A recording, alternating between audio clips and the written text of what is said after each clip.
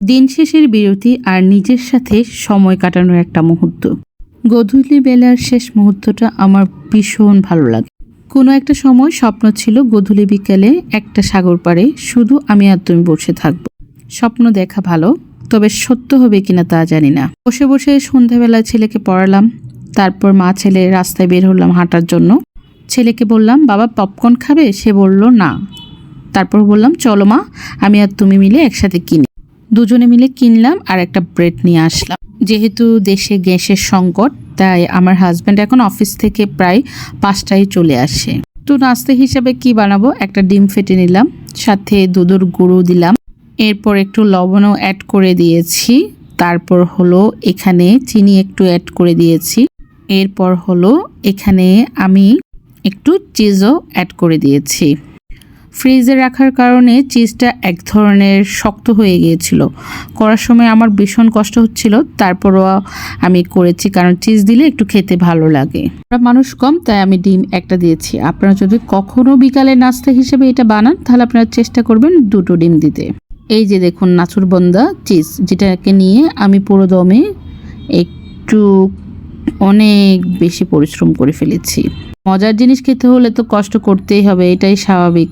এরপর আমি আমার পছন্দ মতো ব্রেডগুলোকে একটা শেপ দিয়ে কেটে নিলাম।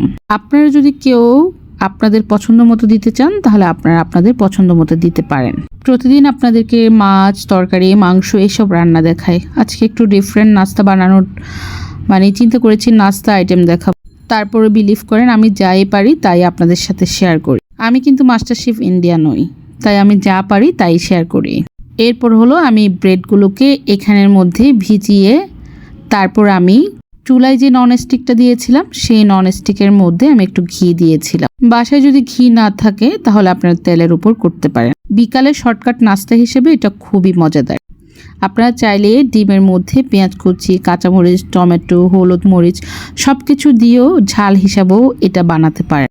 আমি আমার ছেলে যেহেতু ঝাল খাবে না তাই তার জন্য মিষ্টি করেছি। এটা আবার ঝাল করলেও অনেক মজা হয়। আবার আমি কখনো কখনো এখানে ঠিক এভাবে ভাজার পর একটু উপরে তরল দুধ দিই, সেটাও অনেক টেস্টি হয়। কিন্তু আমার এখানে ঘিটা অনেক বেশি ছিল, যদি আমি এখানে তেল দিতাম তাহলে দেখা যেত কি তেলটা আর ঘিয়ে স্বাদটা টেস্টটা যে টেস্টটা হতো সেটা নষ্ট হয়ে যেত। তাই এই শর্টকাটটাই করে নিয়েছি। এটাই ছিল আপনাদের সাথে আমার শেয়ার করা বিকালের নাস্তা। আপনাদের সাথে আমার আরও জীবনের ছোটোখাটো অনেক রান্না গল্প শেয়ার হবে ইনশাল্লাহ। আপনারা সুস্থ থাকবেন, ভালো থাকবেন, বেশি বেশি দোয়া করবেন। আজ এই পর্যন্ত, আল্লাহ হাফেজ।